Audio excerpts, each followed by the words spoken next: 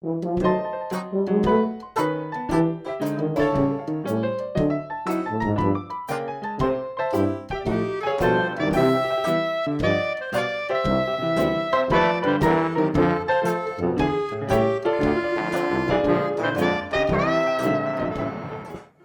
back, fellow shop rats. Today, it's the second day of preparing for the big trip, and well, this might be the last day of preparing for the big trip. We leave in 5 days, and there's work and all kinds of other stuff. But Dad's going to be here soon, and we've got a bunch of stuff to do, so don't go away.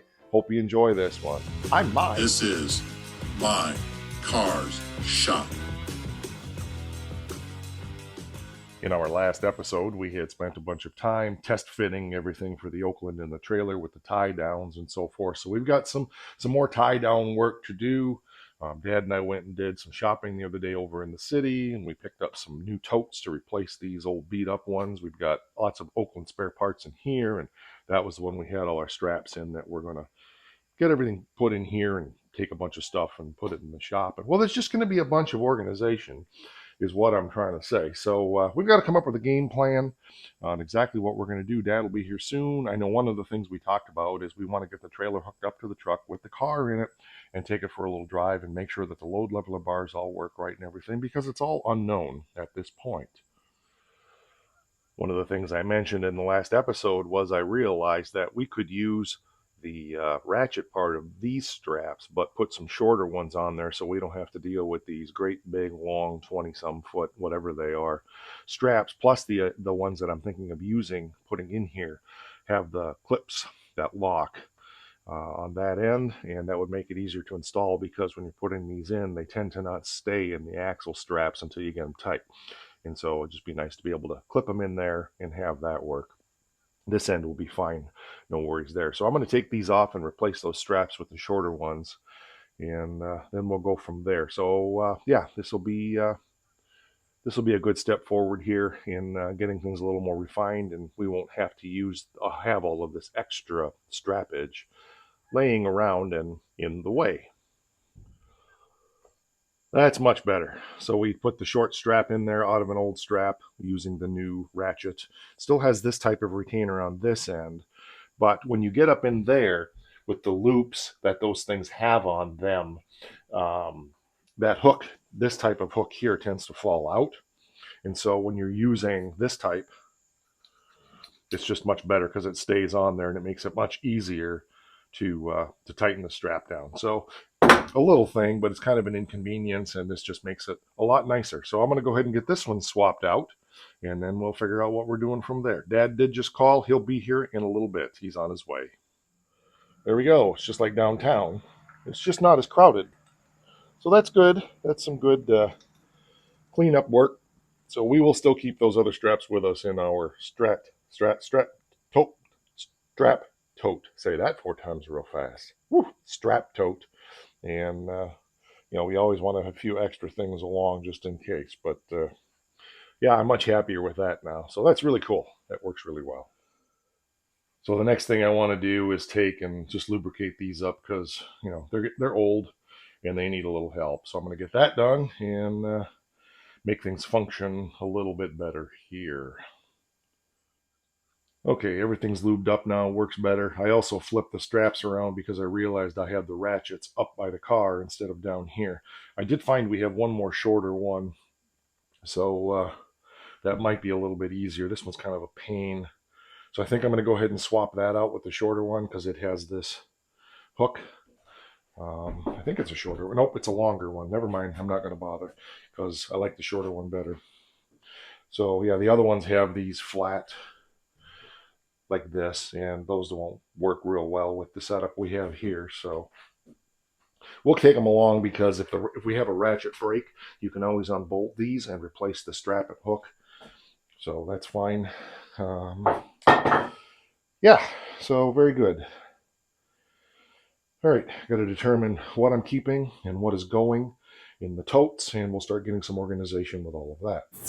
Got to get those shorter bolts. I forgot to do that. They're metric. I took this one in the shop and checked. So I'm going to take these into the vise. They're a little bent, and I want to just them a little bit The other thing I've thought about doing, but I won't at this point, is changing the design so that it really truly is a C right over here instead of having that big space, because it's kind of a universal thing. But for now, because I do use this on another trailer, I don't want to muck with it. I've been using it this way for years on the other trailer, and it should be fine here. But you can see how they're a little warped and bent like that. So I want to get this straightened out. I did this one some. I just need to do some more because it's not 100% copacetic. It's looking a bit so pathetic. Best way I could figure to do this, I thought about putting some heat on it, but I think this is the better way to go, is I'm just using the pipe wrench and just putting some good torque on it. Okay. Bending it down there a little bit too, so that's not great, but let's see what we got. Oh yeah, that looks really good. Yep, I did bend that ear just a little bit, but I think that'll straighten out over time. So I'm going to do the other one now. Lather, rinse, and repeat. Got to take the bolt out first, though. And if it's par for the course like the other one, we're going to get here, and we're going to... Oh, it came out. Unbelievable. All right.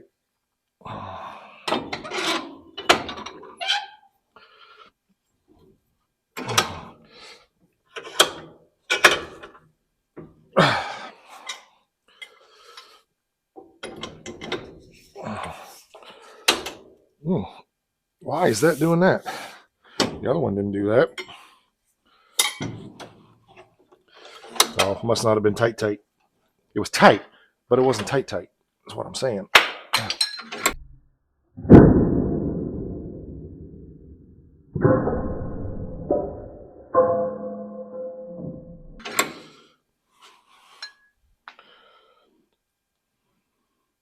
That's why. We broke the vise. We broke the vise. We broke the vise. We broke the vise. Yep. Too much torque. Vise must have been cracked. Bottom of the tightening unit on the vise broke. Yep, sure did. So yeah, look, we got a broken jaw is what I'm trying to say. So we're going to have to weld that up before we can fix that. It won't be today. Yep, this piece down here. Yep, this piece down here cracked. No surprise, that vise is probably 50, 75 years old.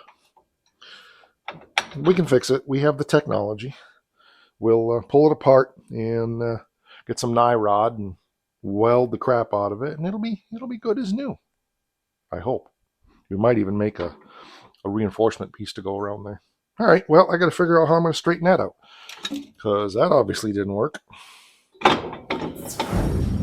So I ended up putting it in my UTMS vise, and had to put my foot up on there and then just jerk on the bar. It was nothing you could see, and there wasn't a good camera angle, but it was fun because that thing is, not intended for that, but it worked. It's nice and straight now. So we'll make a trip to town here in a bit and get some bolts for it, and we'll go from there.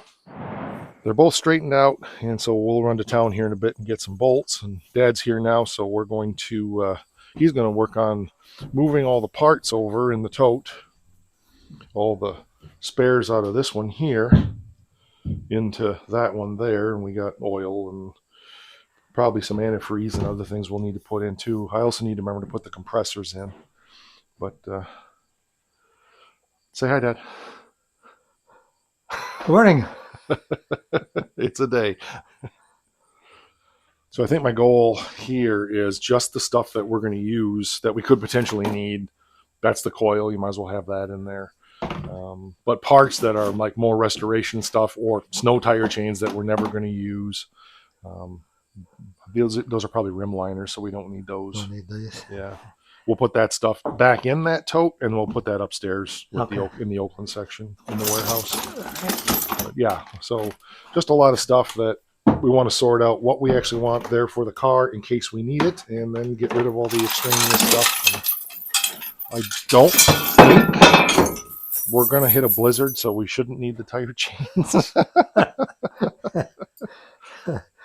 Well, it's the copper country. You never know. That's true. Yeah, I've seen snow in July, so and we're going to be there mid-September.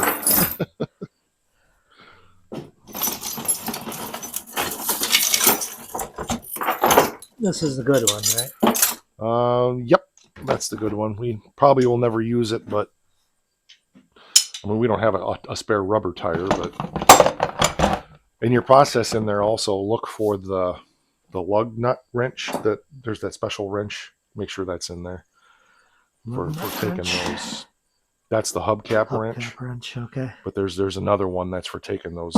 We'll probably just use a socket, but it's still we would like to have that in there. So Sure. and I think there's a jack in there. I don't know if we have a jack handle. So Yeah, I see it. we'll look for the jack handle for it also.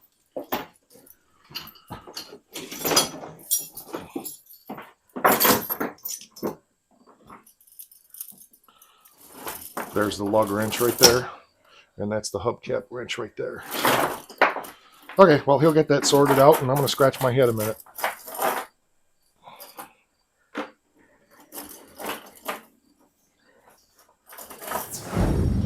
Little things that matter, but we mounted a fire extinguisher here, and this is an automotive marine. It does electrical and everything. And we got one more just like it to keep in the car as well. So in case we have issues, then we have a way to deal with that. Dad's still sorting out all the stuff there, but making good progress. So he's a much more organized person than I am. This is stuff we're just going to throw up in the warehouse that we're not going to need at all. One thing we have not done on this car, and I realize we probably should, is get an air filter on it. This is the original air filter. No idea what's in it, if anything. Don't know anything about it. So we're going to pull it apart and see if it's even going to be usable. And I don't even know how to get it apart, but we'll figure it out.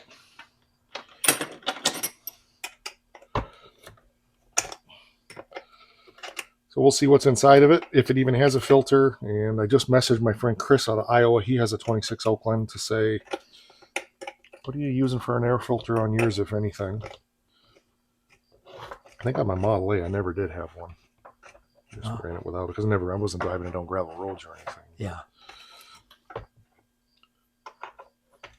But still, it's a good idea. So at least to have a canister on it so it keeps out the birds and the raccoons. Well, apparently. And the field mice. The field mice, yes. We know from other engines around here, they do get into them. Oh, yes. Remember the motorcycle you had? Oh, that's right, yeah. That's right, that Kawasaki. What was that? Was it the Yamaha? The big red one or the white one? It wasn't a real big one, I don't think. I think it was that white one, Yamaha 100 that I had, yeah. Yeah. When you started it up and it was firing them out of there. Oh, that's right. Yeah, that was the Yamaha. Okay. Yeah, that was the Yamaha 100. The whole exhaust was full of mouse nest and seeds and nuts and all kinds of stuff. And it was a big expansion chamber, and then it came down to a little pipe like that, so it wouldn't run right because it was plugged up. Yeah, it was working like a shotgun. Shooting stuff out. Yeah, we had that happen on. Oh, the GTS, it had been parked, and it's got that great big 3-inch exhaust. And when I fired it up in here, we sandblasted the paint booth or the paint cabinet over there with walnuts.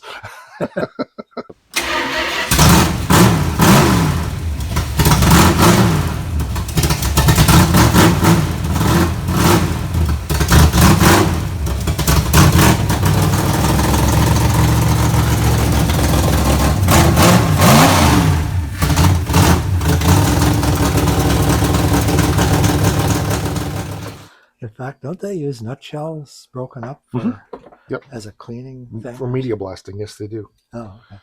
Well, there's a wire here. So I'm not sure how this comes apart, but I got a feeling this wire might have something to do with it. Let's do the right thing and cut it apart. Yeah, as a matter of fact, I think Harbor Freight sells walnut shells for media blasting.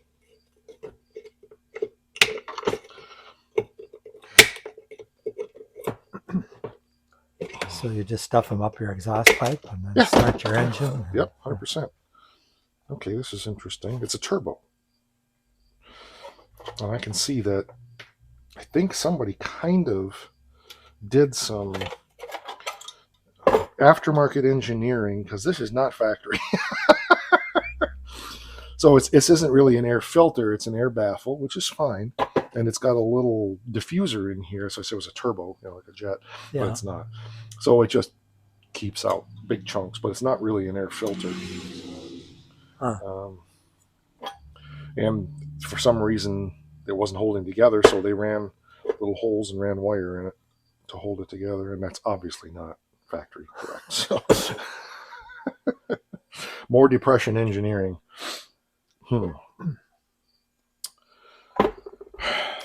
The carburetor's not perfectly round, otherwise it would be super easy to put an air filter on. We could use like something like this and then get an air filter that slips in there with a nipple on it and good to go. And maybe a piece of rubber hose like this that's bigger. Yeah, that would conform to the, Right. Yeah. Okay. So we probably need to get the car out of the trailer and look at that before we go to town, so we can determine if, what, where, when, why. If we can even find anything. I know that for aftermarket, for some of the newer fuel injection stuff, they make it's big and it's conical, and it's got a thing like this on this end of it to go on. So we may be able to pick something like that up and adapt it to fit this. So I don't know. We'll have to look at like O'Reilly's and see what they have. So you don't think there was an air filter on this from the factory? I think it was this, just a can. I don't think there was anything in it. Oh, that doesn't make a lot of sense because there were so many dirt roads back in those days. I'm not sure a lot of cars from that era even had air filters on them from the factory at all. Yeah. So being a luxury car, this maybe have had a little bit, and this may be just a sound dampener, so you don't hear the carburetor, even more than an air filter. Yeah. I don't know. I can't remember. I don't think my Model A ever had one on it. I don't remember seeing them from the factory. I know people added them. Yeah. Model T that Jim had, I don't think it had one on it either. So I'm sure that didn't come in until probably the mid 30s. Is my guess. I could be wrong, and drop it in the comments if I'm misremembering, but I know stuff definitely in the mid 30s into the 40s had it. Once they went to the flatheads and stuff, they had those great big oil bath air cleaners on them. Yeah, well, once they went to carburetors on top of the engine, that was probably easier to put a filter on top of it rather than on the side where you're cramped down there anyway. Yeah. So what was this little cover for that you took off the side? I don't know. No idea. It's just a little... I have no idea. It'd be worth doing some research on and finding things out about it. Yeah, and there's an opening there, a tab. No idea. So is there something that, I wonder, clipped in there? Maybe. But no... Well, no, see, because this would draw, if I understand the design, this presses in here, and then it would draw air between the canister and this, and then maybe also some in here, but that's not big enough. Yeah, plus it has a cover over it, so there's no intake. Right, exactly. So I don't know. It's it was on there when we got the car with the other carburetor, which was a different design. So this may not even be an Oakland part. This may be off something else, because we don't know what that carburetor was. Wayne said that carburetor wasn't an Oakland carburetor. Oh. So who knows? And maybe it was, and Wayne's incorrect, but he's been working on these cars since the 50s. So yeah, he knows his stuff. So I seriously doubt that he's not inaccurate in what he's saying. Right. So got things all hooked up now. Got to put the car back in. We took the car out to do some other work that I actually won't be doing today. We reviewed some stuff, and we'll be doing that tomorrow. But I got everything hooked up. I got the load leveler bars on now. And for those who saw the last episode, this is how they hook up. I'll try to remember to film the whole process because some people don't know how it's done. You can see now how my emergency brake works. Like so. I'm going to put a bungee cord on that. But, so that's a nice pull now. So if the trailer breaks loose, and it'll pull the pin and the brakes will come on. Got my safety pins in, the chains on. I may have it one link too tight. I don't know. We're not going to know until we get the car in it, but I'm liking the way this is sitting so far. You can see the truck is sitting fairly level now, and things look good. So next step, I reckon, is we'll get the Oakland back in, get it tied down, and we'll look inside the trailer, make sure there's nothing, inside that is going to be an issue upon which we will need a tissue. No, I think we're good. This tote goes in the shop. The rest of this stuff we can just throw in a bucket for now. We did buy a bunch of little tie downs so we can tie things down in here. So we'll put those in various places on the floor to tie down, especially the spare tire and the floor jack that's going in here. But I think overall, we're in pretty good shape.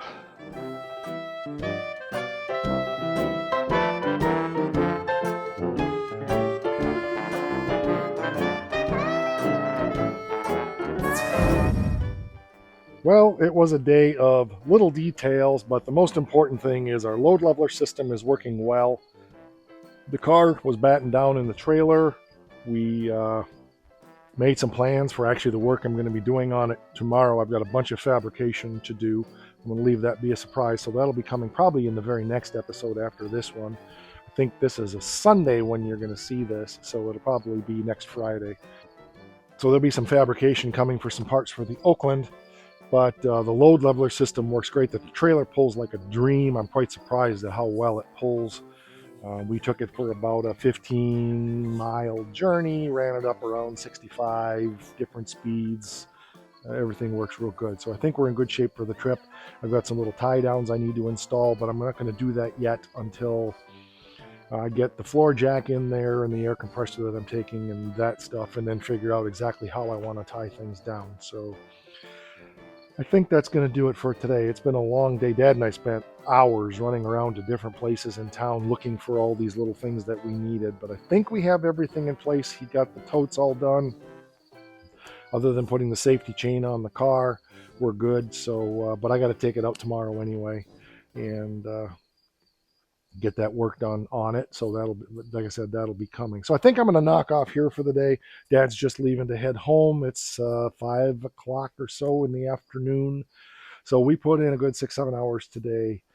Just not a lot of film worthy stuff, but I felt like I wanted to share this part of the prep with you, and just because we're going to share the whole journey with you. And like the load levelers and things like that, a lot of people aren't aware of how those things work. So wanted to share that with you as well. So I think that's going to do it for this one. We will catch you on the next one, and that'll do it. Don't forget, rock.